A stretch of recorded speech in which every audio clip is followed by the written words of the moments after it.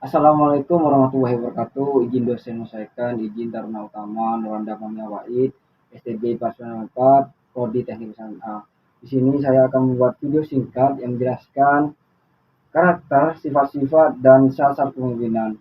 Nah, materi yang ingin dibahas yaitu yang pertama kecerdasan intelektual, emosional, dan kecerdasan spiritual. Pertama, kecerdasan intelektual atau IQ. Kemampuan ini berpikir logis, analitis, dan dapat memecahkan segala masalah dengan pribadi sendiri. Nah, cara meningkatkan kecerdasan IQ ini bagaimana? Cara meningkatkannya yaitu membaca hal-hal baru, mengenal hal baru dan wawasan yang sangat tinggi, serta eh, bermain puzzle atau memecahkan teka-teki yang ada. Kecerdasan emosional atau disebut dengan EQ. Kemampuan ini mengenali, memahami, dan mengelola emosional diri dan juga orang lain. Bagaimana cara kita mengetahui bahwasanya mengendalikan emosional diri dan juga orang lain? Kita dengan mengetahui dengan cara latihan kesadaran diri. Kita bercermin kepada diri sendiri. Bagaimana seorang kita, bagaimana diri kita, dan juga empati simpati juga diperlukan untuk orang lain, serta komunikasi yang sangat baik kepada orang lain agar mengetahui emosional diri dan orang lain. Yang ketiga, kecerdasan spiritual, SQ atau kemampuan menemukan makna atau tujuan hidup serta terhubung dengan sesuatu yang lebih besar dari diri sendiri. Cara meningkatannya dengan meditasi, dengan perenungan, bagaimana diri sendiri, bagaimana diri ini dalam menjalankan hidup, kegiatan sosial dan evaluasi nilai-nilai yang ada. Saya kurang apa, saya lebihan apa. Dengan seperti itu kita dapat mengetahui apa yang ada dalam diri sendiri. Integritas dan kredibilitas. Nah, di sini saya akan menjelaskan bagaimana itu integritas itu terjadi dan apa itu integritas. Integritas adalah konsistensi antara perkataan dan perbuatan itu sama, kejujuran dan prinsip moral yang kuat. Mengapa penting membangun kepercayaan? Mengapa harus diciptakan kepercayaan, hubungan yang sangat baik kepada orang lain dan reputasi yang sangat baik.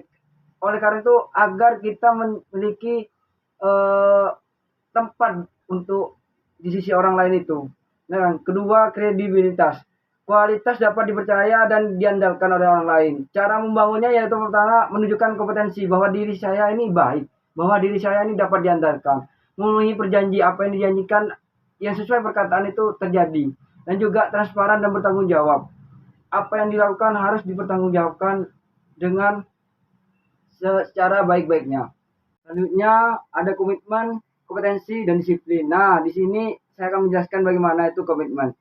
Komitmen adalah dedikasi dan tanggung jawab terhadap tujuan yang ditetapkan. Cara meningkatkannya dengan menekan tujuan yang jelas, membuat perencanaan yang baik, tindakan, dan fokus pada apa yang akan dituju, pada hasil yang akan dituju juga. Kompetensi. Kompetensi adalah kemampuan dan keterampilan yang diperlukan untuk mencapai tujuan. Nah, di sini potensi dapat diraih dengan belajar terus-menerus, menggali apa yang ada, mengikuti pelatihan, terus memperbaiki diri, terus membangun diri sendiri agar lebih baik lagi. Yang ketiga yaitu disiplin, kemampuan untuk melakukan apa yang harus dilakukan bahkan ketika tidak ingin melakukannya. Nah, cara menegakkan disiplin yaitu mengatur jadwal, manajemen jadwal, eh, mengatur semuanya secara baik dan memberikan penghargaan pada diri sendiri. Statement yang keempat, aspek kepribadian atau personality.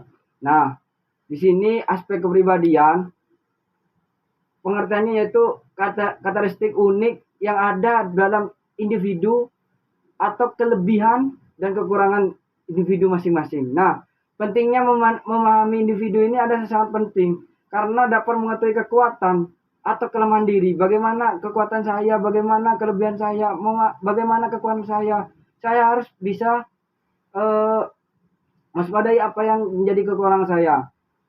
Berinteraksi dengan secara aktif dan efektif pada orang lain dan juga memiliki karir yang jelas sesuai apa yang ada dalam diri sendiri.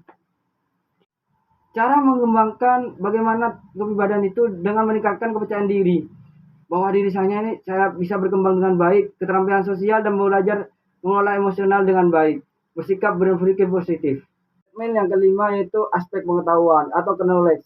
Di sini aspek pengetahuan itu informasi, fakta, dan pemahaman yang dapat diperoleh oleh setiap individu atau melalui pengalaman dan atau pendidikan. Pentingnya pengetahuan yaitu membuat keputusan yang sangat baik dan bijak, memecahkan masalah yang ada dengan selalu baik dan beradaptasi dengan perubahan yang ada dengan mengikuti zaman-zaman yang ada.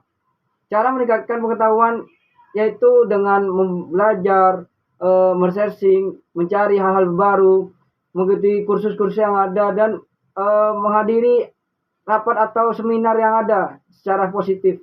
Akhir yaitu aspek pengalaman atau experience. Pengalaman yang diperoleh oleh seseorang tidak semena-mena didapatkan dengan waktu yang tertentu. Pengalaman ini melalui peristiwa yang sangat panjang dan melalui rintangan yang ada. Di mana pentingnya pengalaman itu membentuk karakter, membangun, terbentuk, dan terbentur, meningkatkan keterampilan dan memberikan perspektif yang sangat luas. Cara mendapatkan pengalaman yang ada yaitu mencoba hal-hal baru, melakukan hal-hal yang belum pernah dilakukan oleh sebelumnya oleh individu yang ada, mengambil tantangan, mengambil rintangan yang ada dengan dilalui dengan sangat baik, berpartisipasi dalam proyek atau suatu tujuan yang ada dan belajar dari sebuah kesalahan yang pernah diraih.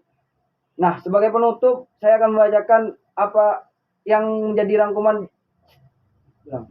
Nah, di sini saya dapat merangkum apa yang saya jelaskan, di mana kita dapat memotivasi diri dan orang lain dengan mengembangkan diri secara baik dan melakukan hal yang sebelumnya belum pernah dilakukan agar kita mendapatkan wawasan yang sangat tinggi di dunia ini dan mengikuti perkembangan zaman yang ada.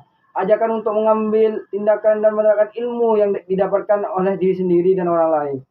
Ya, sekian, terima kasih. Assalamualaikum warahmatullahi wabarakatuh.